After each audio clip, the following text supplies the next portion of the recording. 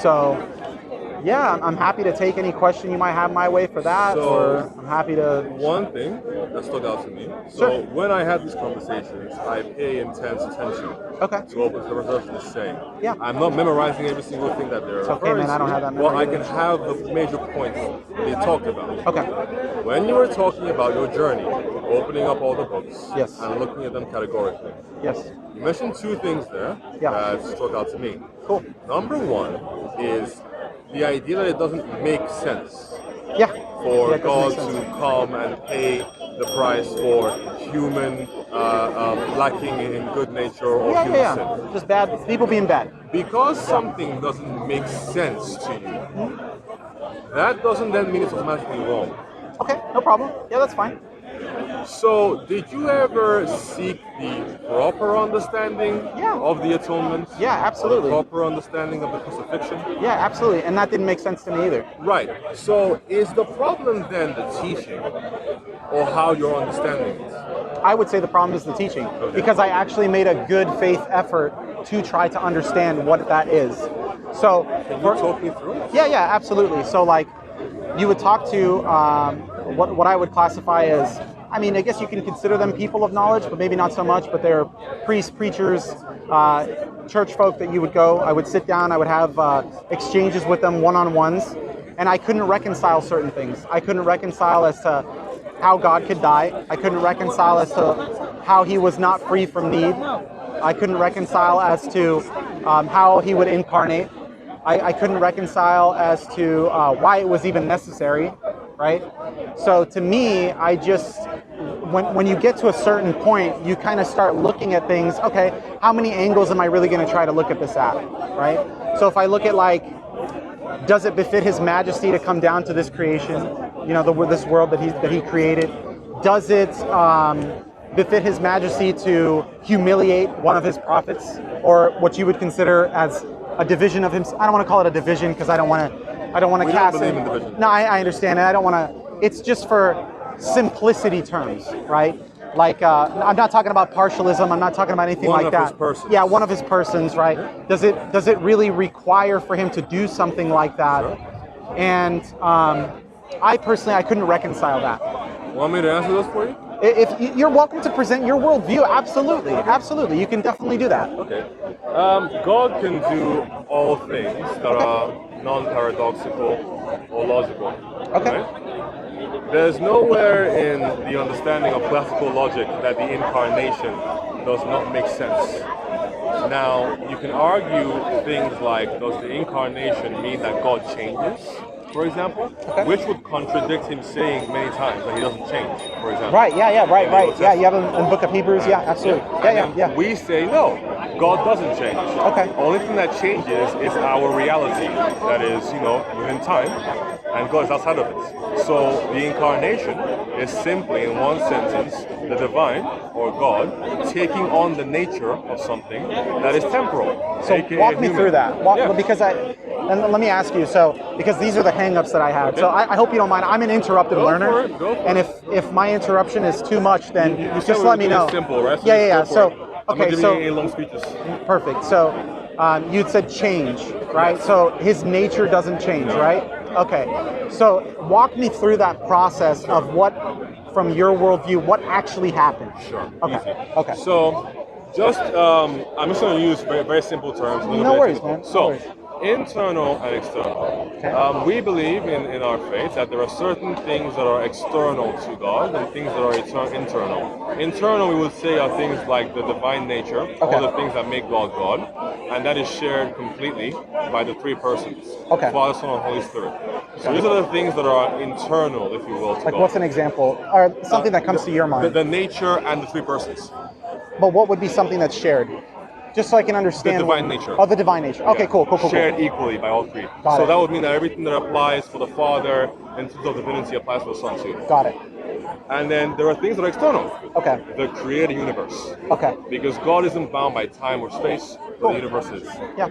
So when the universe comes into being, there is no change internally in God. Okay. Simply there was nothing outside of God, and now there is. So the change has only appeared outside of God. Okay. the same exact principle with the incarnation. Okay. No change in God. Okay. But now there is a human, like a human form or a human nature that is now also bound to the divine nature. And that doesn't represent a change in the divine nature, only a change in the human nature. It wasn't there, and suddenly it is there. Okay, cool. So the human nature is created, and you're saying it's bound to this body, right? Yeah, so as all human beings who have human natures, right? Okay. Nature are just things that we can attribute to a kind of existence. Okay. The nature of a tree Yes. is that it can go through like the biological life processes or whatever, Yes. but it doesn't talk, for example. It doesn't reason. Wonderful. Human beings have a similarity. We go through the process of life as well. Okay. But we can reason and talk, contemplate God. Okay, so let's continue on with that contemplation. So here's my understanding of it. When you tell me that there is an incarnation and that there is now a human nature and it's next to a divine nature, the way that my brain understands it is it went from 3 to 4. So you had 3 divine natures and you had 1 human nature. So Okay. there's only one divine nature. Okay. Yeah. And I'm not understand. That's fine if there's one divine nature. Remember, initially I was telling you that the things that are within God are the divine nature and the 3 persons. Okay. And the 3 persons share completely in the divine nature. So there's only one divine nature. Okay. But now you've added a human nature. Yes. And So as part of the human Godhead- nature is external. Okay, so it's part of the. So is the human nature internal? No. Is it internal or external to the Only Godhead? external, only Okay. external. So how did you come to that conclusion? Like how did you? Because it is a part of the created order, which is all external. I'm still not understanding how you actually now attribute that. So like, let me give you an example.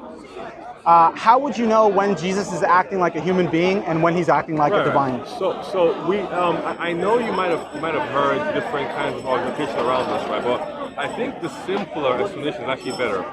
So natures are not the things that act. So when we're having this conversation, we're not having it via our human nature. We're having it by the properties of our nature. So, for example, our ability to like have intellect and communicate. So you are a person who has a nature, but it is your person who is having the conversation or doing the action. Okay. So let me ask you then. When Jesus does an action, we can say it's via his divine nature or via his human nature. But we don't really say that, oh, like he's waking up. Oh, that's the human nature waking up. Or he's going to bed. That's the divine nature doing it. The person is committing the action. But then the natures by which that they can draw from to do so can be different depending upon the action. Yeah, and I'm saying that you're going to have to attribute it to one or the other. And the reason being is because when you're talking to me, it's not your speech that's accruing the sin. It's you as a person that's accruing the sin if you're doing something bad, right? So like, if you yourself are going out committing crimes, you don't go, oh, my hand did that. Okay. You say, I did that. Sure. Your hand is not going to go to court. You are going to go to court. Sure. So what I'm saying is, you actually have to attribute it to one nature, one or the other. To be simple, not necessarily. So, for example, you stabbed me, right? You stabbed me with your hand. Yeah, absolutely. It wasn't with your toe, right? Absolutely. So, in the same capacity, we can attribute any actions that Jesus does to the person of Jesus. How? For example, Jesus walked on water. Yeah. The ability to do so was given by his divine nature. Yeah, but his person consists of 2. So it was divine. He's one person and with then 2 natures. Yeah, that's my point. Yeah. My point is now you have to reconcile that. So you have to reconcile what. Yeah, but that doesn't solve the issue. It doesn't. I'm telling you, when is he doing one and when is he doing the other? So for example, look.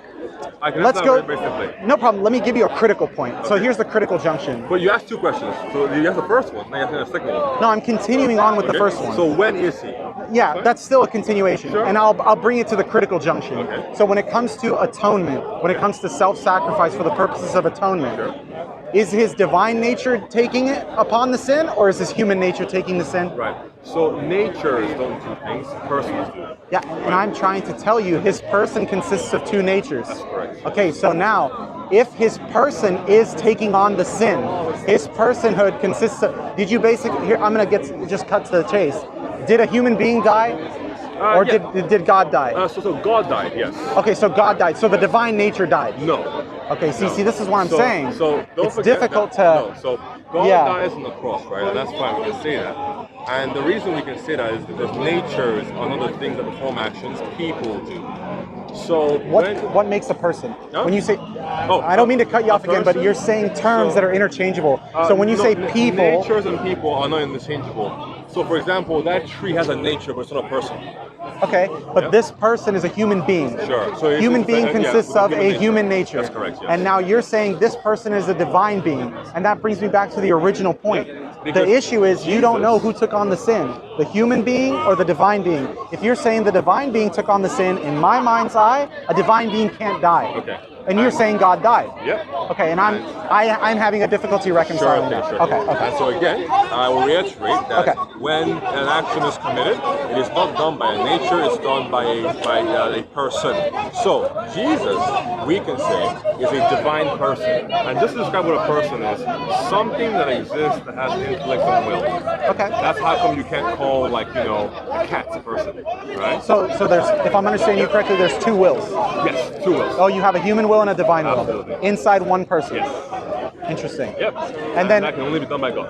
Okay, so, and why do you say that? Huh? Why do you say that? Why do you say there's two wills? I'm sorry, just to clarify, why do you say there's two wills? Because wills are things that are proper to a nature. So when you have a human nature, you also have a human will, and vice versa with a divine nature. Okay, great. So if there was two natures and two wills, which will and which nature was praying to the Father? Right. So we say that, for example, when he talks to the Father, right? He talks to the Father by his person, not by his will. And I think that's something you keep mixing up. The person is doing the action, not the will doing the action. But brother, you told me that there's two natures, two wills. One of those wills had to have a volition to actually conduct the action to pray. Okay.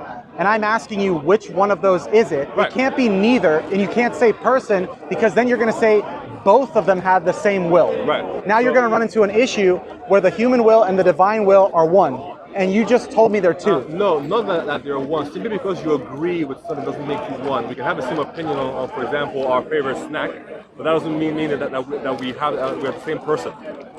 We simply agree with something we simply agree with a topic that's external to ourselves. Yeah, so I think that's a tough analogy, man, because it wouldn't be, because prayer. So, for example, there are things that you can do as a Muslim that align with the will of Allah, right? But that doesn't make you an Allah one. Yeah, but I can never do anything against the will. Well, you can. No, you can't. It's not possible. Okay, well. No, it's within His will for us to sin. Oh, okay. Well, yeah, that's what I'm saying. That's problematic in a completely different way, but we'll get into that. I don't see how, but okay, yeah, we can. Well, basically, if I like, so, okay. It's not problematic, bro. It's very problematic, depending on how you interpret it. Okay. So, to make it very simple. Okay. Are you saying that if Allah does not will a thing to occur, it cannot It will never occur? happen. It will never happen, ever. And see, this is why I love about being sincere and I don't like, and I love this conversation because now we're actually making beautiful progress. It can never happen. So, if I kill you right now and start it was within His will. Eating your innards. It was within His will. Allah wanted me to do that. No, not want. What He wants and what He willed is completely different. See, this is the thing. When you will when you're talking about Allah subhanahu wa ta'ala's will, it's all the possibilities of what can happen. Right now, you could literally gouge my eyes out, do all the weird things. Not saying that that's going to happen, man, but hypothetically, that's all within His will. But let me give you a very concrete example. Can you jump 10 feet in the air right now? No, without some kind of assistance. Exactly. So it is within His will that you cannot do it without some assistance.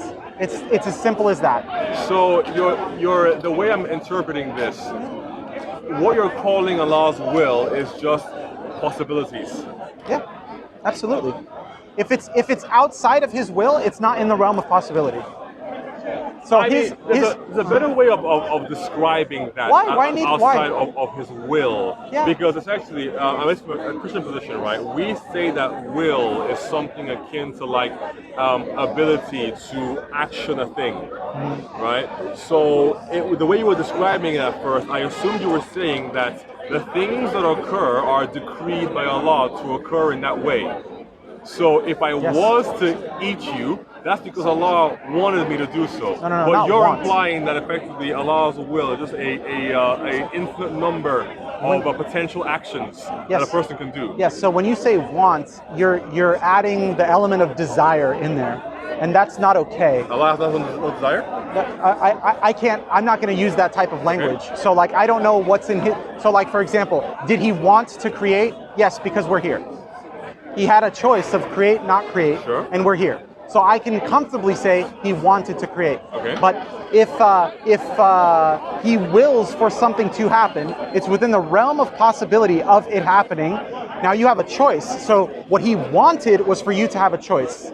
And otherwise you're just going to say, hey, life is completely useless, and we have no choice. And some Muslims are occasionalists, and that's what they believe. Yeah, I'm a compatibilist, man. I think that he gives us all these possibilities. He gives us guidance towards good. I think the more good that you do, the consequences is more good and better guidance, stronger guidance, tougher exam. To stay on top of the deen, to stay on top of the truth. Like for example, when somebody does perpetually good. Like let's say, for example, when I think of like Surah Al-Fatiha, right? And when we recite that, you're asking to be on the Sirat al-Mustaqim, right? The righteous path. But to me, when you're reciting the Quran, you're being elevated. So you're trying to get closer to God. And the more of the Quran that you know, the more of the teachings of Islam that you know, you have more to lose if you start to go on the opposite end. So for example, if you end up murdering somebody, God forbid, or you end up falling off the bandwagon, you are going to fall a great distance compared to someone that just now accepted Islam and is making a mistake of ignorance or a mistake of something that they're, like a cardinal mistake that just didn't quite hit their head. So my point being is, the more knowledge that you have, you're going to be held to that different standard of account. And the more guidance is given to you by the will of Allah. But also your test is increased because the more you have to refrain from doing things. So all of that is within his realm of possibility. All of that is within his will, but the choice is yours. So is there some kind of compatibilism between Allah's will and what he wants? So in like creation. What do you mean? Oh yeah, absolutely. He tells us in the Quran he wants us to do good. But before that, he willed to create. He doesn't want to create, then will so. He wills so and then does it, right? No, I think so. What happens is classically, I think this is a human thing. It's not even like a Christian thing or anything like that. I think as human beings, we tend to look at things like linearly, like he was here and then went there. I don't think that Allah subhanahu wa ta'ala works in that framework. Like to put it simply, I don't think he has to think about creating and then he creates, because he knows all possible outcomes and all possibilities. And like you said, he's not time bound, he's not space bound, and he's looking at things all from past, present, and future. So it's really like tough to use that language. Rather, so that's why I don't like to say, oh, he willed it first, then he took the action, or he thought about it first, and then logically speaking, because for us, we can say that, for example, we believe in two main processions in God. The procession of the will, of the intellect, and then the procession of the will. So that's what we call the Son and the Spirit. The reason why, logically speaking, we say that the Son emanates and then the Spirit, despite them not being bound by time, is that logically speaking, before you can will something, you have to know things.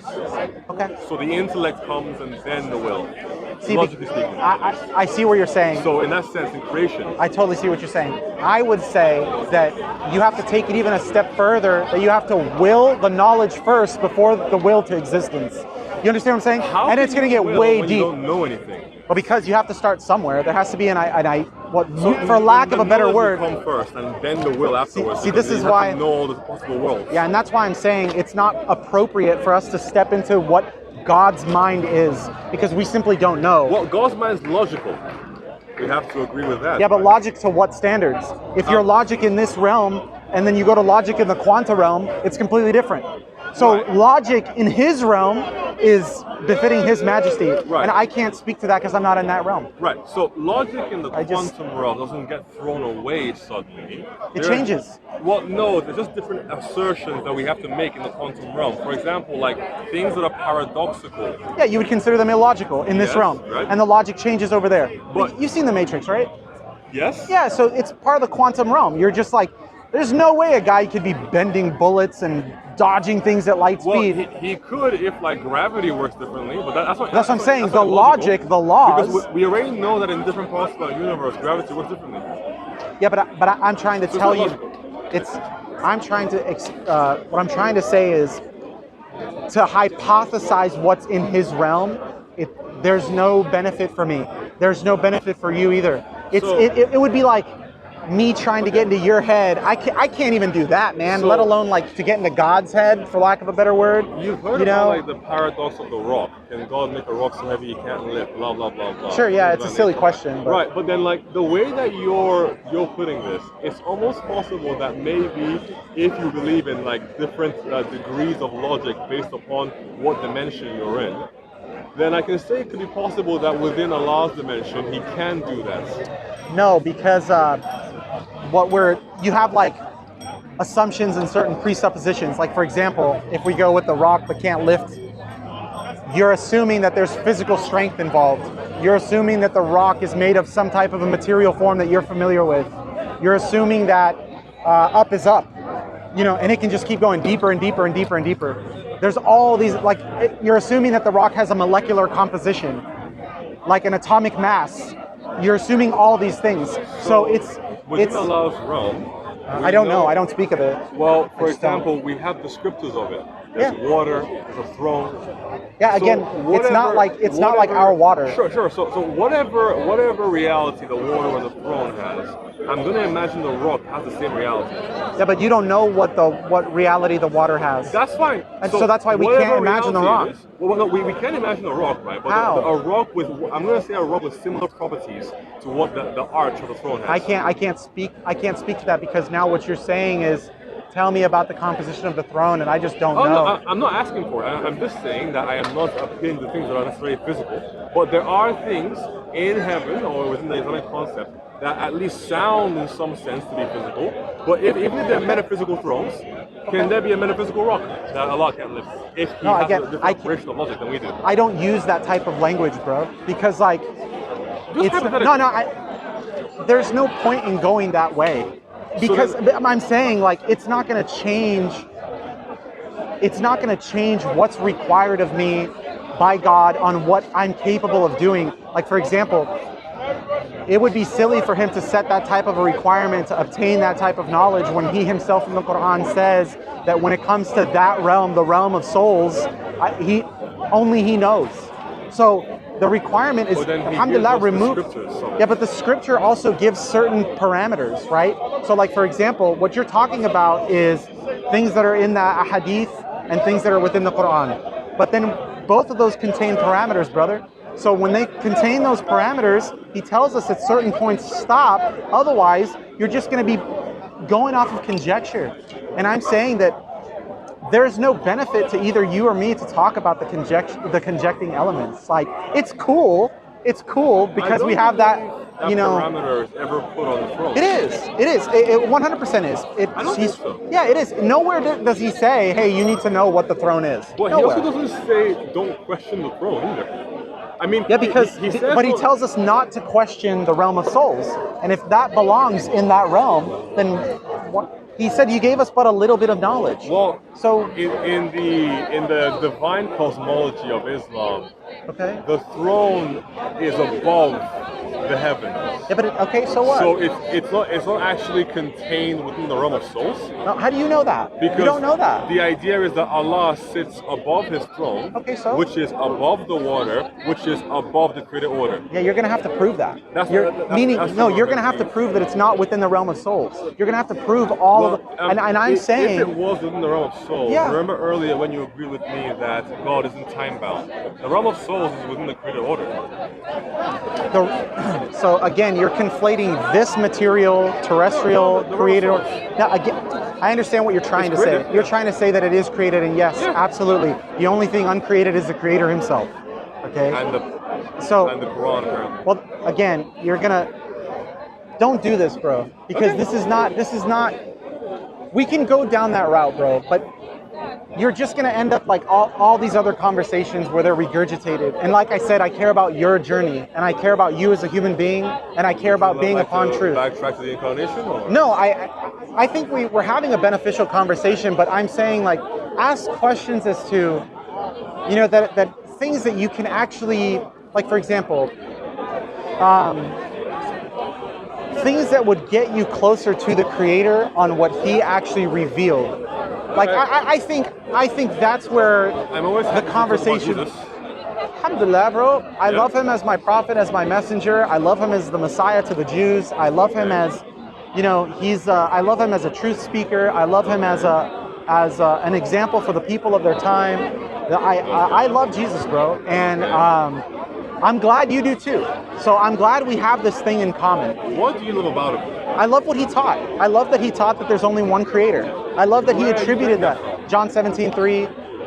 That's probably, when I was reading the Bible, that was the most impactful verse to me. Have you ever read John 17:1-10? Yeah, I have.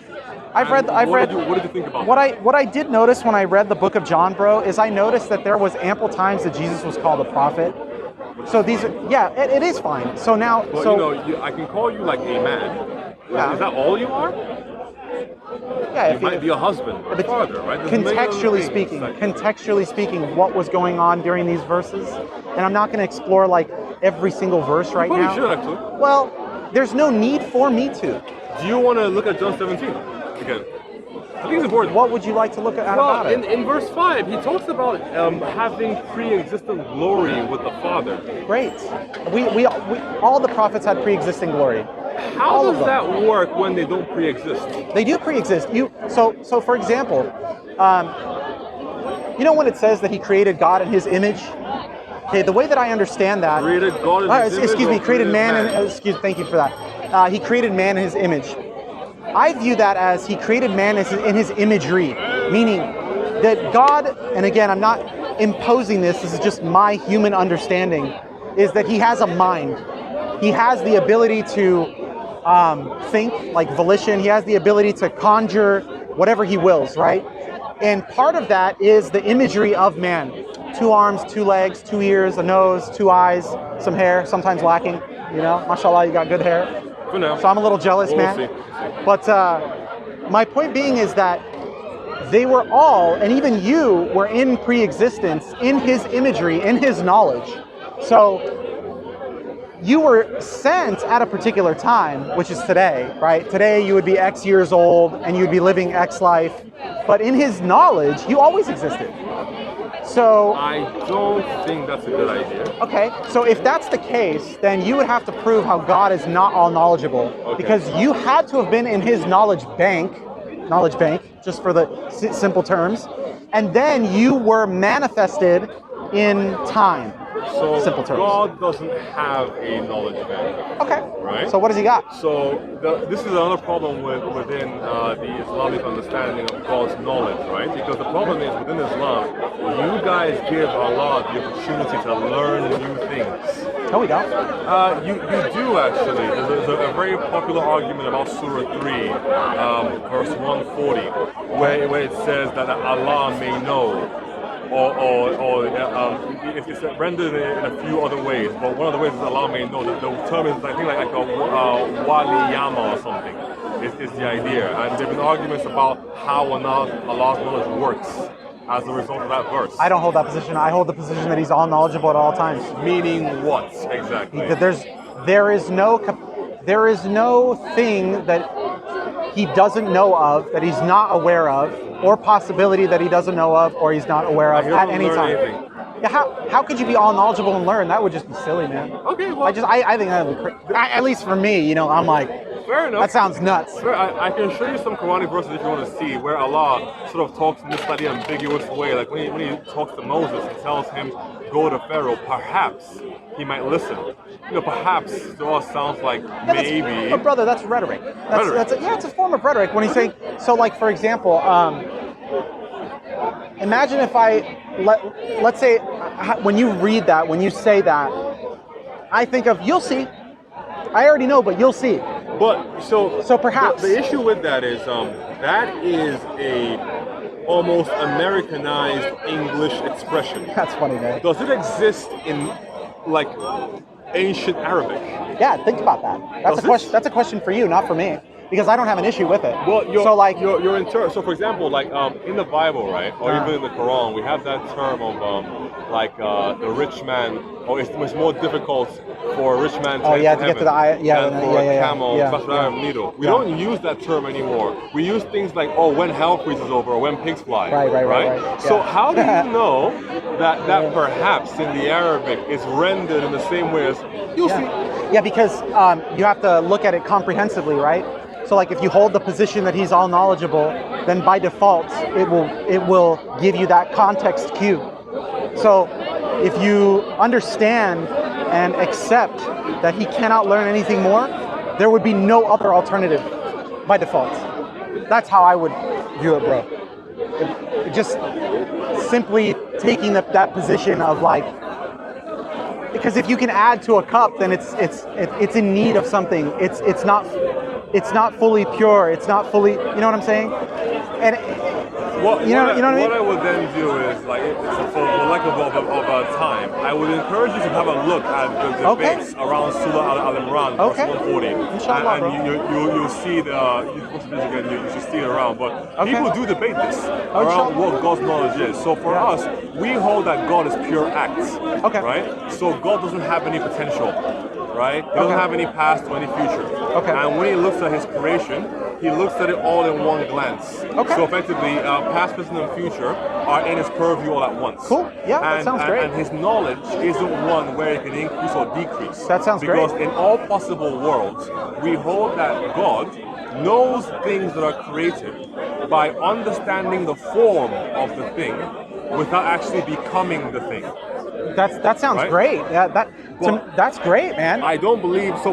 When you just talk now about pre-existing in the knowledge bank of God, we don't hold that, because that ascribes that there was some passage of time before we were actualized, that God had us in his thinking before he made us, and we don't hold that. Yeah, so that's why when I said with Jesus, right, that he has pre-existent glory with the Father. Pre-existence implies without creation. So a couple things come to mind, and so you really, God bless you for that, bro. So check this out. A couple things. One, if you hold to the view that he doesn't need to take form of a creation to either have an experience, to understand it, right?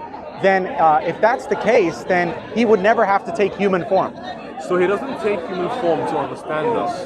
He takes human form to redeem us. Right. So let me put a clarifying nuance on there.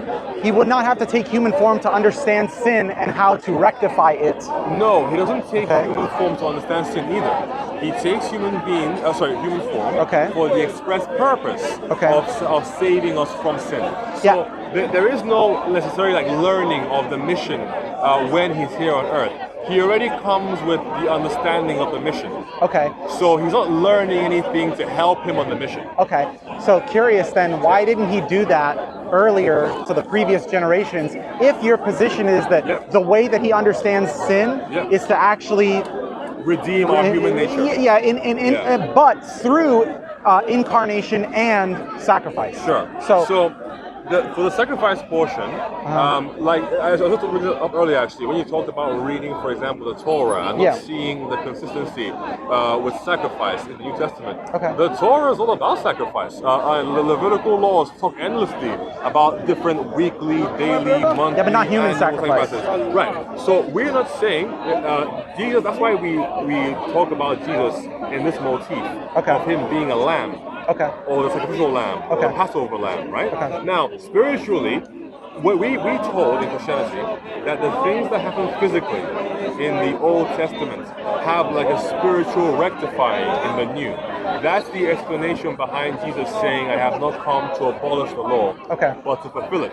Okay, great. So fulfillment means completion. The law is pointing towards a savior and salvation, first with the Jews, and then, as Abraham was promised, his descendants, the Jews, would be a light to all the nations. Okay. And all would come to worship the true God because of the promise that God had made to Abraham. Got it. So it's Abraham, the Jewish people, and the rest of the world. Okay. That's how it works, right? So, But why did he change? Huh? So why did he change the way that he actually delivers Right. the redemption? So Because- before it used to be animal sacrifice, Because- then it changed to human. Yep. Now let me add this caveat as well. If you read the book of Ezekiel, Yep. the third temple is going to be built. Yep. And then Jesus is going to be actually offering sacrifice for himself. I don't So why did believe- it go? If Wallahi, you- I'm not going to mess with you on that. If Like, you want to bring that up? No. We- Feel free. Check Yeah. out. I think it's Ezekiel 44 Does it say the and Lord onward. will sacrifice to the Lord? Yes, it does. That's the issue. And so, but here's what I would rather. All right. I'm not going to stick Well, on that. I kind of want to finish that. Please. The whole conversation. But it right? went from animal to human, Yeah. back to animal.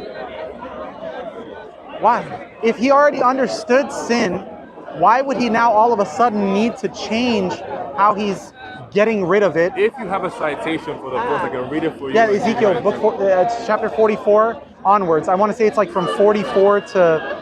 We can have a I'll look get at it for you. I can Yeah, bring it up for you in a second. no problem, But no problem. The understanding is that there is in the New Testament, you're seeing these things fulfilled spiritually. So what you're having there isn't necessarily just a mere human sacrifice. What you're having is the lamb mentioned in the Old Testament being fulfilled in the person of Christ, who is a person Okay. of God. And so because the lamb only offers what you would call like temporal bereavement of sin. There's weekly, monthly, annual sacrifices that have to be done on a recurring basis. The Lamb of God, Jesus, is a final, an ultimate sacrifice, right? The sacrificing of the Son, similar to the motif of the binding of Isaac, Right, for right, example, right. in the Old Testament. Right. So that's why you're seeing that. And the thing that's being done there is the need to repair a broken human nature. Okay. It was perfect for what it was supposed to do in the beginning. So God is perfect in a way that God is perfect. And human beings were made perfect in a manner that would allow their nature to fulfill the telos, or the purpose of what God made them to do.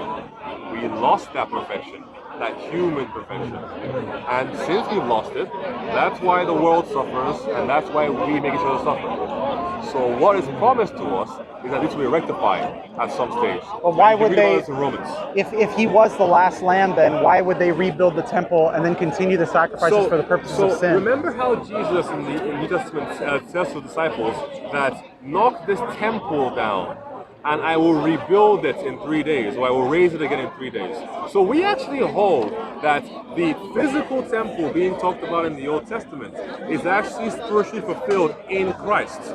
So Christ is the temple people will come to worship at. But he himself is going to be making sacrifices for himself as well. Right. So you're reading it in a literal sense. No, it's But what there- it's. Well, that's what it says. Well, there That's are many things that are said literally in the Old Testament that have a spiritual fulfillment. So we have like multiple ways in which we understand Old Testament prophecy. Some are literal, yes, but some can be moral. They can be analogical. But this is New Testament, and it's Ezekiel. Yeah. So okay, for example, let me give you an example, right? So Moses in the wilderness at one point lifts up a serpent, a bronze serpent, right, to heal the Israelites because they have been cursed with serpents by God for turning their backs on God while they were in the desert, right? Now, this sounds like okay, fine. So this is some weird, like pagan symbology yeah, stuff, yeah, for right? sure, yeah. Actually, funny enough, that's the reason why you have the snake on the back of ambulances. It's from that story. Yeah. Now, Jesus in the New Testament tells us that until the Son of Man is lifted up, like Moses picked up the serpents in the wilderness, then those who look upon him will be healed and achieve eternal life. in the same way that people looked upon the serpent in the wilderness and were healed. So you have these two like random events, or one random event, and it being somehow spiritually fulfilled in the new. So Jesus, for example, is not a bronze serpent on Okay. a stick. So was there a But fulfillment the then? motif is put on him on the crucifixion. Right, and I'm fine with that. I understand that from your worldview. Yep. Now, continuing on with that, Yep. if it was fulfilled, Yep. why rebuild the temple Right. and why So- continue the sacrifices for the purposes of removal of sin? So what- Because it was already fulfilled. So what I would say now Yeah. is, again, I haven't read the verse. It's okay, no but for problem. what It's it a sounds- great one where we can continue I'll check it out. Yeah, For what great. it sounds like to me, Yep. I can argue that this is fulfilled Okay. in number one, the death of Jesus, Okay. the resurrection, Okay. aka the building of a third temple, Okay. and the sacrifice that he's committing in what we describe in Ezekiel Okay. is the sacrifice he made on the cross. Okay, so I can no, rationalize it it that way. specifically says that he's going to sacrifice a bull for, so it's going to be, and that was my original question, Yeah. is why is it going from animal to personhood? I'll respect that from your worldview, personhood, all the way back to animal. And that's the contention that I I have. think the issue is you're literalizing that because, for example, But that's what it says. So Christians, for example, don't hold that a third temple structure is required. For example, So then you're going against the Bible. Well, we're not going against it. We have proper understanding of what that terminology means. So in Luke 24:27, Okay. Jesus is shown to unroll the Torah or Tanakh for his disciples. And he gives them, in the Greek, he gives them the proper interpretation of what these things mean. So whereas you're reading it and looking for a literal one-to-one with what is in Ezekiel, often there are many things in Ezekiel that are hyperbolic. Yeah, For but I'm example, not. when it talks I'm about talking about the wheels. crystal clear text. It Right. has no ambiguity to it whatsoever, Well, and then it show says me- that he will sacrifice for himself as Right. well. So and tell that means me- he's not sinless. Tell me why that has to be fulfilled physically. When I'm giving you examples of things that are physical, How would a and bull? are spiritual. How would a bull not be physical? So if a bull represents, Uh-huh. for example, a sacrifice for the atonement of sin in accordance with the Levitical law, Yeah, but they physically sacrificed them. and then spiritually, Yeah, spiritually or they were morally, hoping to reap the it reward. Is Yeah, then showcased in the New Testament Yeah, but as a different action. Yeah, so that my point being is the physical act was still conducted. And then the spiritual reward was sought after, right? I mean, that's the whole point, right? In You the know- old, but Yeah, in the new, Yeah, right. So this is a action new. isn't required. Right. Because For So I- example, think about it. The Gentiles, right, are not forced to sacrifice animals to God if they don't want to. Yeah, but understand, when they rebuild that temple, he is the high priest. So he is going to be the one that is going to be standing at the sepulcher, and he is going to be saying, this is the sacrifice, and he is going to be sacrificing a particular thing. But Jesus himself is the temple. No. Yeah. He is the. I can show it to you. Okay, and I think this is where we have a difference, Okay. which again, I'm So, happy to have that difference of opinion. What did Jesus mean when But he said? how is he physically going to be in the temple if he is the temple?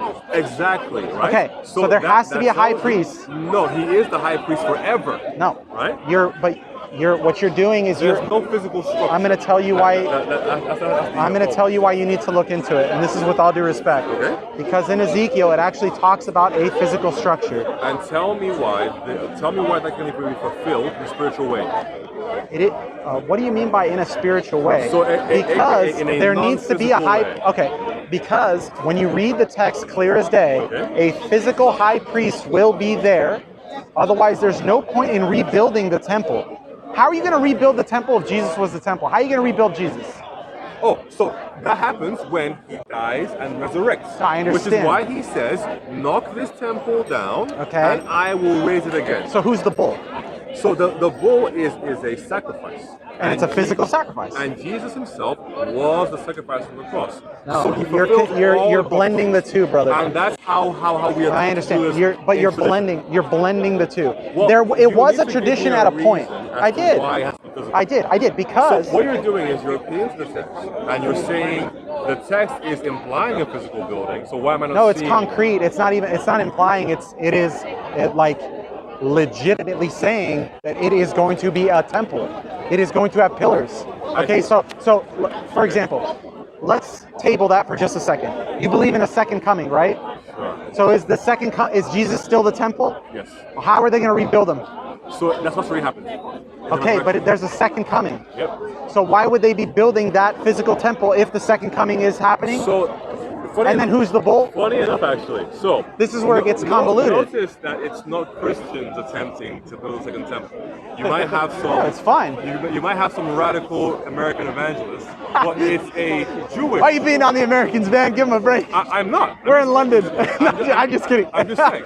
So you might have some Jews, for example, who want to, like what you're essentially doing, fulfill the prophecy physically. Yeah. Right?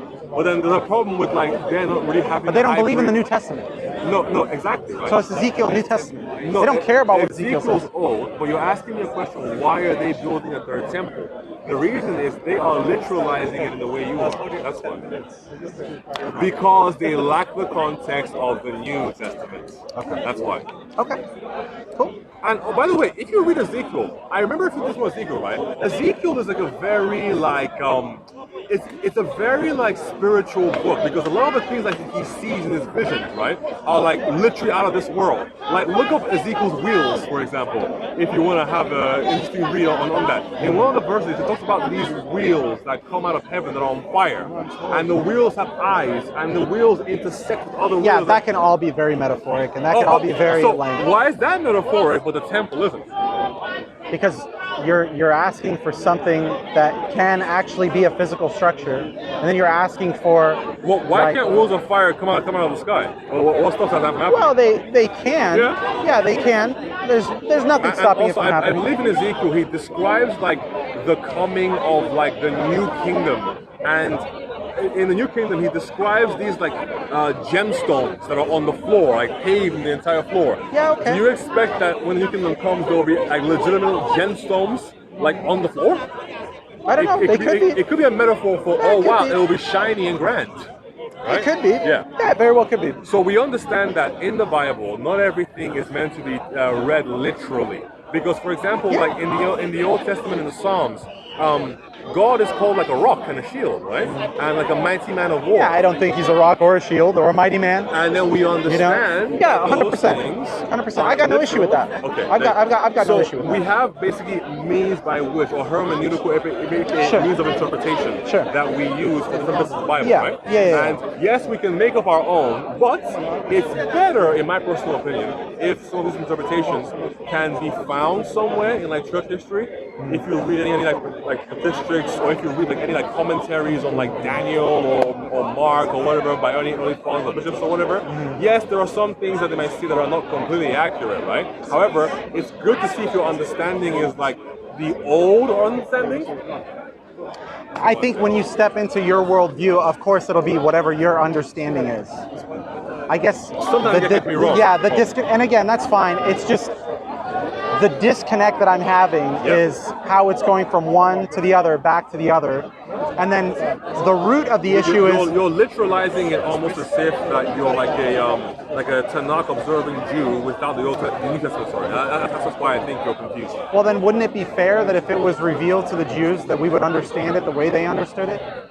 So... that, you know what I mean? Are you talking about Ezekiel or the New Testament? If Ezekiel is interpreted by the Jews as literal, then why not it? Because we hope that the greatest teacher of the Torah isn't a particular rabbi that you can name from the Jewish tradition, but that it is Jesus. Because he is the one who gives the scripture in the first place. He is that angel of the Lord who Moses talks to on Sinai, who gives him the Ten Commandments. Yeah, that's kind of strange to me, man. Why? But I'm not a Jew, so you don't have to worry about that. Oh yeah. No, Jews have their own means of interpretation, sure, absolutely. Yeah. But then there are certain inconsistencies that they fall into, certain things that they don't necessarily want to discuss or throw to the wind. For example, that angel of the Lord I talked about. The angel of the Lord is a very interesting figure in the Old Testament because it basically does the actions of God and bears the name of God. And so the way that they interpret that is I find interesting but unsatisfactory. But hey, they won't care what I say. Yeah, they won't care. They won't care what I say either, Yeah. So I guess, it seems like you had mentioned, we have a lot of those commonalities. I think, we talked about it a little bit a while back, but we were talking about the knowledge bank of Yep. God, and I said for lack of better word, Okay. but the idea is that you are also in that pre-existence, meaning you were in that realm of souls. So I am created, Yeah, you are created. right? Meaning that I didn't have an existence, Yeah, and then now I do. yeah, exactly. Right? Exactly. So me being created has no bearing on the knowledge of God. No, it Because doesn't. like I told I you, agree with you. In our conception, God sees our entire reality in a Yes. singular glance, right? Yes. Now, before I am created, or we hold at the point of conception, that is when the soul of a human being is created. It doesn't flow from a dimension into... That's from your worldview. Yes. Okay, great, It doesn't great, great, flow great. from one dimension into No problem. another. It is created in that instance as well. Got it. So, Because interestingly, the idea of us like existing in a different realm before we enter this one is actually like a Platonic idea. Okay, well, how do you- Plato believed in like in the pre-existence of the soul. So the soul comes from the world of ideas into the world of we call this world like the world of yeah, like, shadow I know. or It's been a while appearances. since I've read his works too. Yeah. Let me- And then when we come in, we forget everything from the world of Right. of like perfection. And Yeah. then we have to do philosophy to remember it again. yeah. Okay. So, how do you explain Adam? What about him? He was obviously created before the earth. No, he's the last to be created. So Adam was never sent. Sequentially, he was the last thing to be created. So do you believe that Adam was not created in the heavens? No, You believe he was created on earth? in the garden, yes. Okay, where is the garden? The garden is no longer accessible to human beings. No, but where is it? Is it on the earth or is it outside of the earth? So this is actually very, very interesting. So the garden isn't necessarily a physical location. The garden is actually, or if you look at it from the garden to the temple to Jesus, the garden is supposed to be an intersection where the divine and creation actually interact with each other. So a different realm. Not a different realm. Some place in this realm that we will go back to at the end of days. So if the idea is that it's a space where God can interact with humanity in an almost direct fashion, which is why you hear verses in Genesis like God walks through the garden in the cool of the day, that kind of thing. Okay. Then the garden is closed off to humanity when Adam and Eve got kicked out. The Bible describes that God places swords there to guard against anyone entering, because in that garden there is the tree of knowledge of evil and the tree of life and death. Now, that intersection again then gets copied, or the idea gets transferred to the idea of a temple. But now, not everyone can go in. Only the ritually clean Levites can go in. Okay, so see, the way that we understand it in Islam Yep. is It was here. Allah subhanahu wa ta'ala created, you have the other realm, the heavens, right? Adam and Eve were created there. Before them were the angels. Okay, before that, and also before humankind, you had jinn. Yeah, it's a little better, right? It got a little better. So the idea now is that two things. One, in his knowledge, all possibilities existed, and all true possibilities started to take place. Meaning, at one point in time, there was no angels, and then there were angels. At one point in time, there was no jinn, and there was jinn. At one point in time, and this is again just for simplistic terms, not saying in time, but at one point, okay? Then Adam and Eve, first Adam and then Eve from Adam, right? And then we were brought down to earth. But from Adam and Eve, all of our souls were created.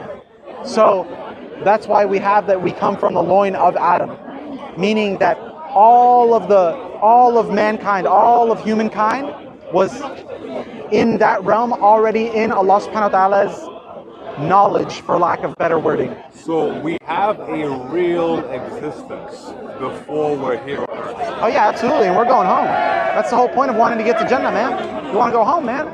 You don't want to stay here. If we exist, because this is very, very platonic, if we exist in a reality, in Allah's mind, before we come here, do we do anything while we're there? Don't know. There's a realm of souls, and we don't, like I said, we don't delve into what So we did, what we didn't do. is your It's not important. Is your soul then eternal? What do you mean by eternal? Like, As in, it's like uncreated? no, your soul is created. That's not what I said. So, like I said, there was a point in time where there was absolute nothingness, only the Creator. But then, and then in that time, we existed as souls, or not yet? Not yet. We had angels first. Okay. Or there might have even been other creation that we're not aware of. Okay, and just to check, at this point, we don't exist in the mind of Allah. At this point, no, you always exist in His mind. You always exist in His knowledge. No. So Allah's knowledge isn't created. I don't understand how you're like. So you're hear me out. You're going too much into metaphysics, and you don't need to. Well, hear me out. Allah's knowledge isn't created. Yes, if I understand. If we exist there, are we not created too? No, bro. Okay, let me try to simplify it for you. The abstract idea, okay, like a blueprint. Is it still a creation? So, you remember how earlier I asked you if we exist in a real way? You said yes. Yeah, absolutely. We existed in a real way. Because you're skipping a step. Okay. You have the knowledge bank, which is a form of existence, for lack of a better word. Existed. And again, you're delving too deep into the metaphysics, bro. And I'm trying to explain to you how we got here, because I told you that Jesus had pre-existent glory, and then you said all prophets did. Yeah, they all did, because they were all in the knowledge bank. Right. Prophets, Allah subhanahu wa ta'ala knew who was going to be a prophet or not. The claim of having pre-existent glory, we take that to be a divine claim. Yeah, that's your worldview. That's great. I don't see that to be. I don't see glory to be as a form of divinity in my worldview. So Jesus is saying in Matthew 17:5 that he had glory with the Father before the world was. Okay. So it appears that, you remember I asked you, what are we doing in this abstract mind that we're in, right? And you said, we don't know. Well, I don't know. I don't know. Somehow Jesus, going by your view, appears to have memories of this time. No, man. You see what you're doing? How would he claim? Yeah, but you can get it through before the world was, for example. Yeah. Again, I don't hold to the Bible claim to be true, right? But I will give you the courtesy of stepping into your worldview. Okay. Now, stepping into your worldview, it could be revealed to him. So it could have been revealed to him that he had glory in the past. Now, where you're conflating the issue is you're saying glory equals divinity. And I'm saying that that's not the case. God says in the Old Testament that he shares his glory with no one. So that's why. I understand. Do you believe that? Now what you're doing is you're saying if he doesn't share his... Okay, well, if you believe that, then if that's the case, Jesus can't have divinity because he doesn't share his glory with anybody. And that's what I'm trying to say. He's sharing it with Jesus, so therefore he isn't a separate person from God. No. But he's a person of God. No. See, this is when you're trying to bring upon the Trinitarian worldview. Well, it's right there. Brother, you're creating so many yarns that I have to untwine. So let's take it step by step, okay? Okay, so God doesn't First off, share his glory with anybody. Okay, great. Does God ever lose his glory? No. So how did Jesus lose his glory? He doesn't lose his glory. So what happens? What did he do? Table it? No, by virtue of him taking on the form of a servant, right? So he emptied himself. Yeah. So he lost it. No, he didn't lose it ever, right? What's empty? So nothing. So again, the terminology there, the glory of God isn't something that can be tabled or emptied, right? However, isn't or is? It's not. So how did he empty himself? Right? Because it's from God's direct nature. The emptying is the description of him coming as a human. So assuming the form of man and a lower station than the glory that he has when he is the second person of the Trinity, that process of him walking around as a man that can be perceived is the idea of him letting go of his glory. Yeah, and I can't reconcile that from my worldview. I can see it I can see why you see that because you need to... Are you familiar with the hadith about Allah's veil? Okay, yeah, you'd have to give me the reference. I pull it from memory. Muslim 179a. If you can read it for me, then I can... I don't think I've ever actually read that one. Yep. But I'm happy to take a look at it with you. 1 second, sorry. Sure. So, if I pull up you fast. Yeah.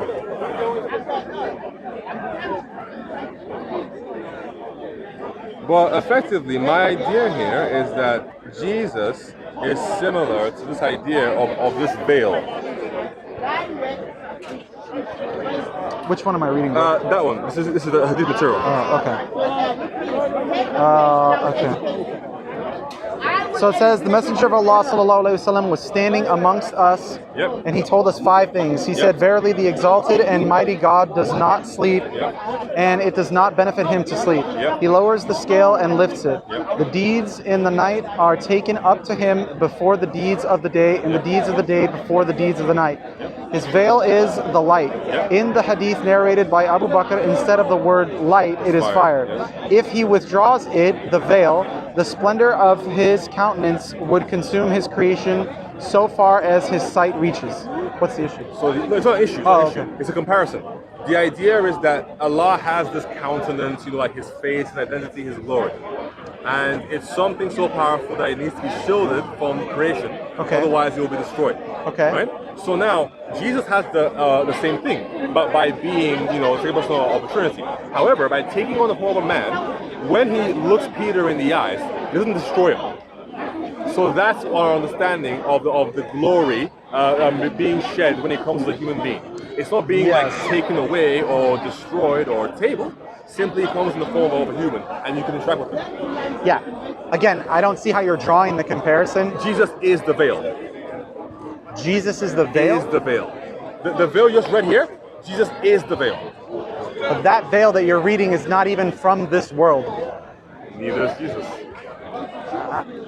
But he was here, manifest. Right. And you're saying the only reason why the manifest was there is because he was functioning as the veil?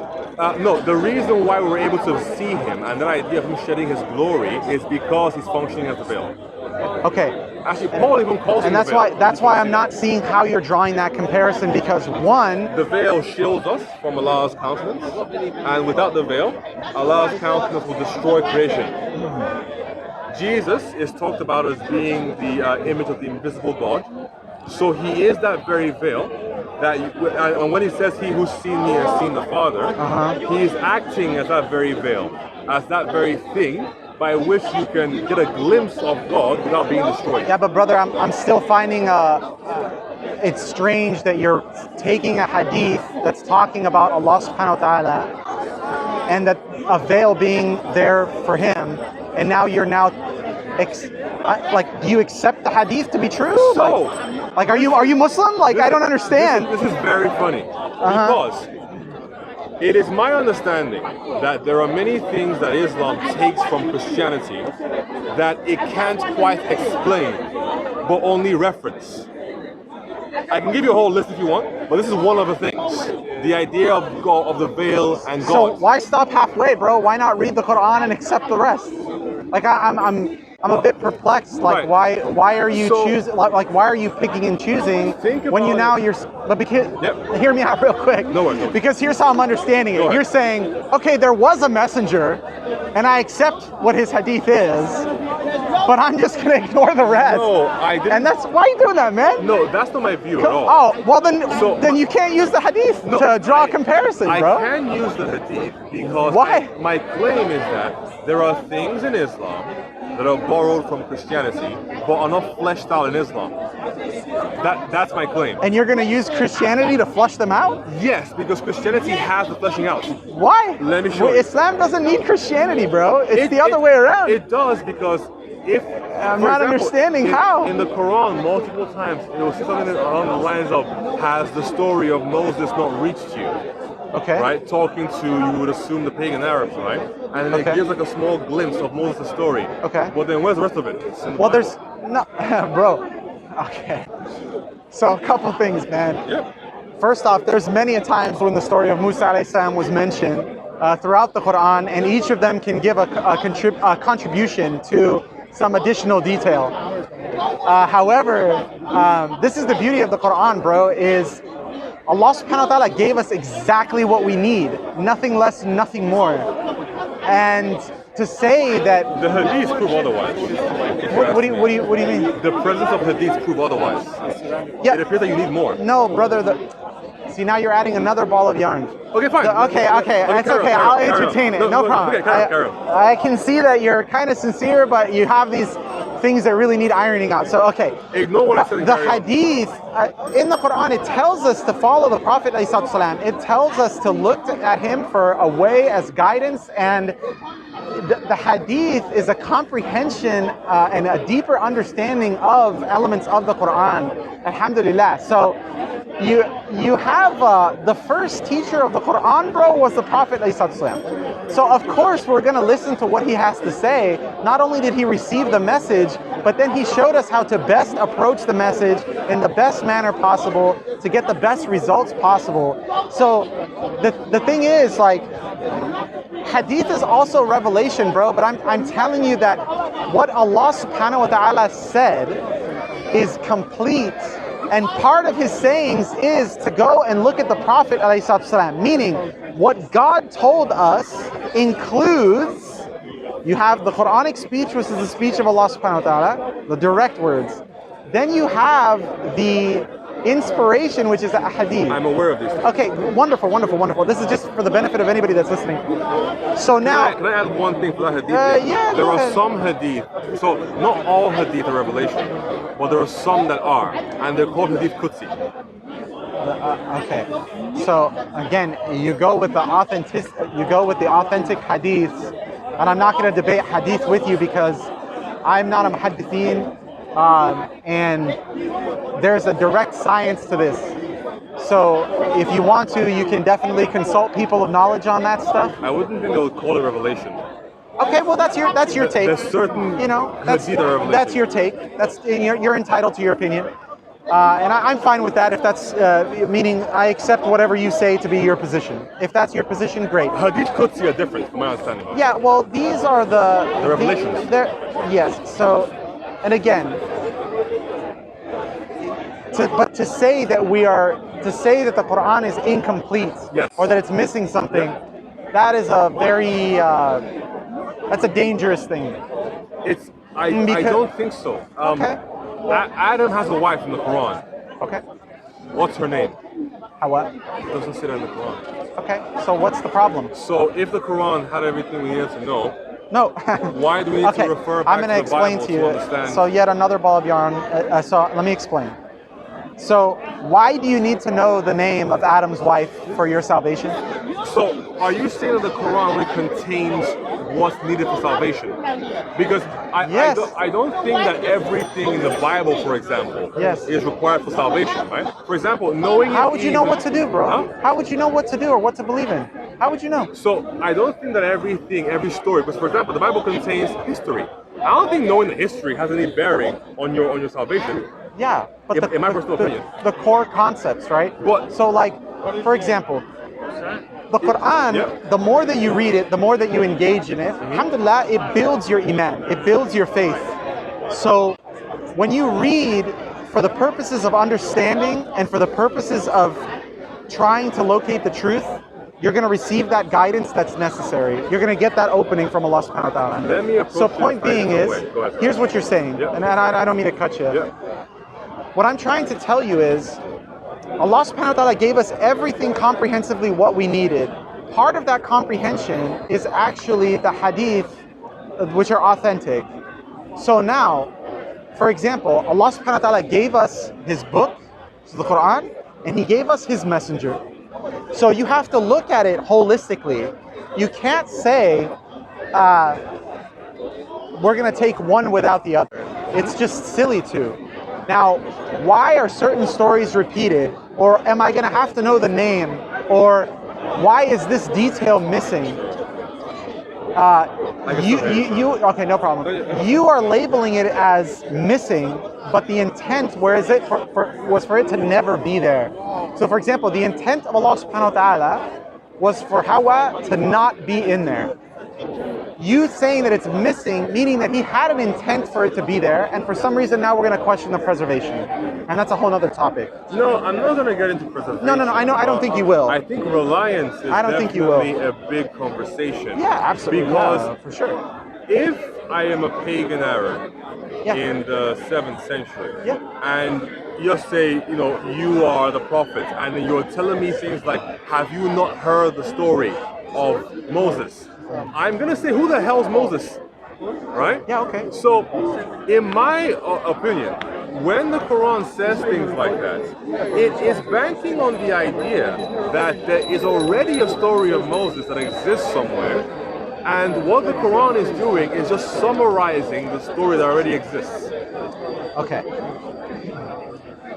Because, for example, you believe that Moses is like born in Egypt, that he kills a man, runs away to Midian, comes back, frees the Israelites, frees the Promised Land, right? Yeah. But then all the details about like what happened and in what sequence these things happened in are all in the Bible. But how do you know that those details are correct from the Bible? So when the Quran is referencing them, it's referencing. It's not referencing the details. They don't exist. Correct. They don't. No. See, this is another issue. And like I love you for the sake of God, bro. And I can see that you're genuine in trying to understand these things. And may Allah guide all of us, bro. So nowhere in the Quran does it say look at the details of what was said previously. Rather, what Allah subhanahu wa ta'ala, that's why I said Allah subhanahu wa ta'ala tells us exactly what we need to know and nothing more.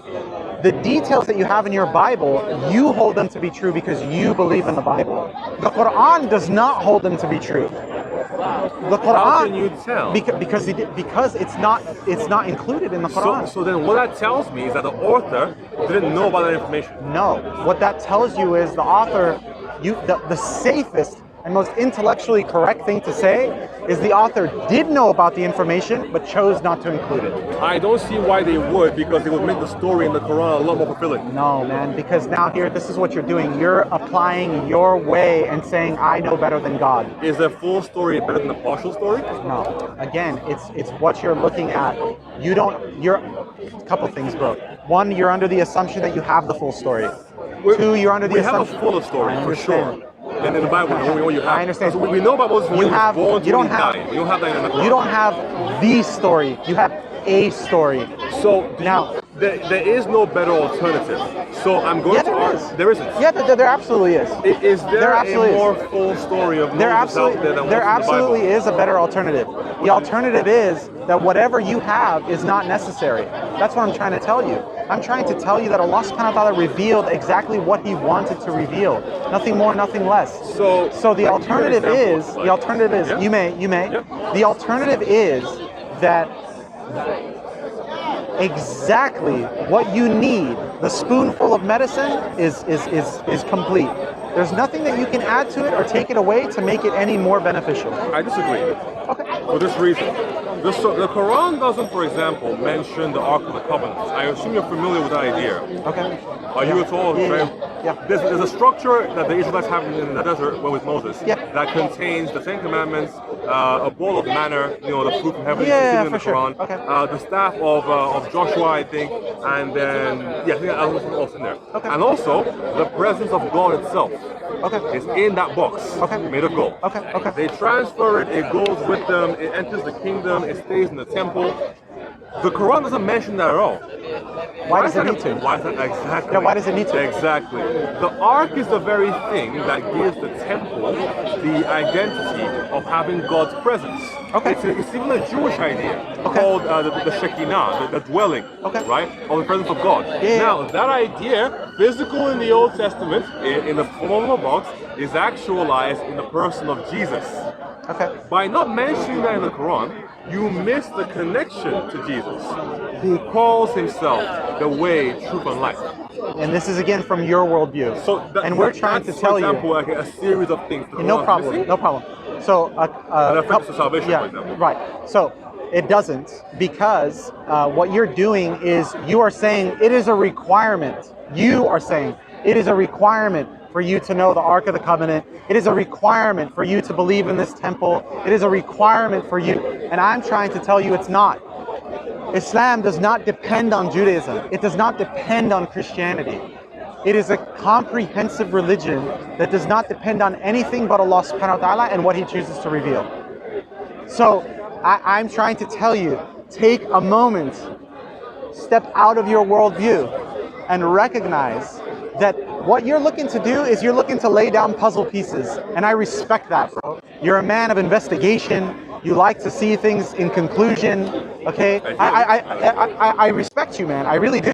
So now, on that same journey, right, you have to accept what you have with the flaws that it has. And in the same way that you're building those bridges to avoid the pitfalls of the flaws that you have, based on, it could be pure faith, or it could be just a love for whatever you have, okay? This is part of your examination, brother. Part of your examination is that when you acknowledge that there is indeed another messenger and there was another revelation, and that revelation is telling you what all the other prophets did that were critical to salvation. So when they all submitted to one God, when they all prayed to one God, when they all asked help from that one God, it didn't require any temples, it didn't require any, and then all, the Ark of the Covenant, it didn't require any trinkets. It is incumbent on you to research that wholeheartedly with the same investigative zeal that you have for the last revelation. And you will recognize that the path is a lot easier, bro. It's a lot easier than you're making it out to be. Because oftentimes when I talk to my Christian brothers, man, they love to, and they take it from a position of good faith, at least the good ones do. They love to have a thread that's uncut. And I'm trying to tell you that the thread that you're working with has been cut hundreds of times, but you've band-aided one part to another to make your section work. And I'm telling you that the thread that we have is complete, uncut, doesn't have any flaws, and still encompasses elements of your thread which are true, and eliminates the ones which are cut and led to falsehood. So in order to obtain salvation, it's not from the old that what we need, it's from the new that we have that is preserved. And I encourage you to, again, with that same zeal, bro, that same passion, is to look at it. Because you'll find that it's really simple, man. I mean, I'm telling you, it's really, really simple. All polemics aside, bro. Remember, both of us here we feel that we're standing upon truth.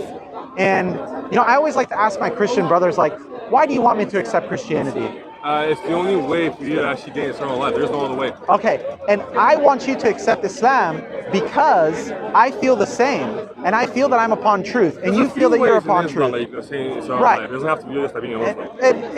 And we want well for one another, bro. I've got no skin in the game to try to, one-up you or to win an argument. I don't care about that, dude. My account is with my Creator. Okay. The same thing, your account is with the Creator. But I'm telling you that I'm standing upon certainty, and I'm showing you my evidences and reasons for that certainty. And I've explored both sides, and I genuinely encourage you to explore this side. I don't think you've explored the Christian side well enough. Okay. That's my issue. Okay. Because, for example, if you say that Islam doesn't rely on Christianity or Judaism, it doesn't. Why are 99% of the prophets you talk about in the Quran all Jewish?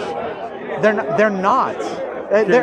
Besides they're not, bro. They're all Jewish. No, they're not. See, this is the thing: is you have and again, God bless you, bro. But you have an understanding that is. I can list them. Huh? No, they're not. I'm telling you, there's no one that you can list. From Adam all the way to Muhammad ﷺ, there's no one that was Jewish. So, no one. Jesus. He's not Jewish. What is he? If you're talking about nationality, if you're talking about origin, okay, he was a Palestinian Jew. But if you're talking about what his, again, what you're doing is you're I'm trying to help you understand. Do you see what I mean? These were all Muslim, bro. They were all Jewish. I'm trying to explain to you they're not, and I'm repeating myself. They're not, brothers. None of them are Jewish, man. None of them are Jewish. Jesus literally is Jewish. By faith, he is not a Jew. By nationality, by origin, he's a Palestinian Jew. Well, if by faith he wasn't a Jew, he wasn't. Why does he only quote Jewish scripture? It doesn't matter what he quotes, dude. And again, you're looking at it from your worldview. If he was a Hindu, and he was only quoting Jewish scripture, how does that help his case for Hinduism? And again, same thing with Hinduism. It's both a nationality and a place of origin. People say, "Oh, I'm Hindi," but they're not actually like from Hind. Zoroastrian? Yeah, that's what I'm saying. Is So that like, better? don't do that to yourself, bro. You have to look at what he actually did, what his actions did. His actions were submission to God. He was a Muslim, bro. He was a Muslim. It was only until the labeling came from other people, man. Huh? We can go eat. No, bismillah, bro. It's been a good conversation. I think it's a good spot to end. We have things to check out for all sorts of stuff. Are you busy? Yeah, I don't know. I'm gonna catch up with the brothers. We'll see. I've been talking to you. It's been a long time. Alhamdulillah. You know, I hope that Allah Subhanahu wa Taala guides us both, bro. And you know. Fair enough then. You know, Fair enough. I guess the last thing that I'll show you is this is what I meant, by the way, about the whole veil idea. This is in 2 Corinthians. From 12? From 12, yeah. Okay, That's okay. about the whole veil idea. You are right. No man can talk to me who licks the toilet bowl. You're not on a level to talk to me. Oral sex. It says some. The toilet. So with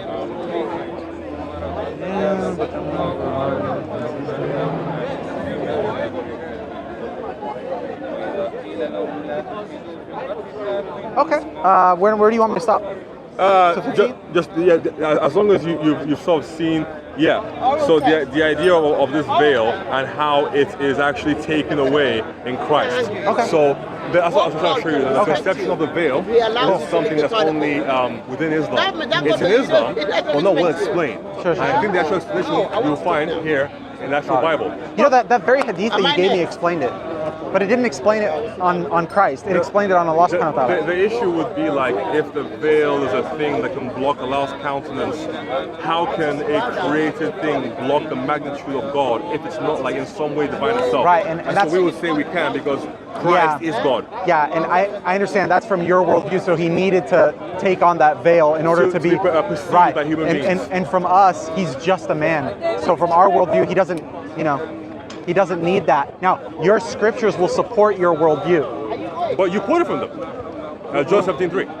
Yeah, I understand. But then before 3 precedes 2 and 1, and then following 3 precedes 4 and 5. Yes, you can read it all in context, and it won't change the fact that he explicitly calls the Father the only true God. That's the issue. And I don't want to open up another can.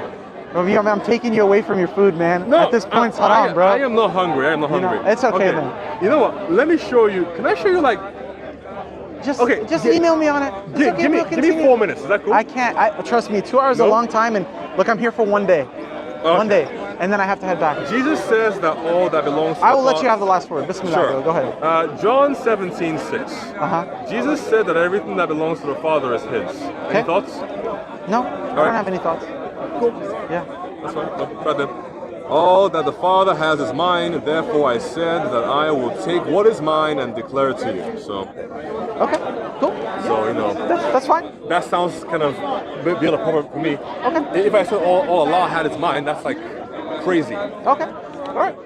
Thanks, man. Bless you. All right. God bless you too, man. And I don't know what the heck to do with all this stuff. It's crazy. That's a lot of cameras. Yeah. Subhanallah. Subhanallah. Well, you can watch. I hope I don't have to click a bunch of buttons, but. No, I think the cameraman will do it for you. But Okay. you have to give that thing in your neck. How am I supposed to find everybody, man? This is wild. Give it to him. I take mine. Give him all to me. Okay. Thank you. Thank you, guys.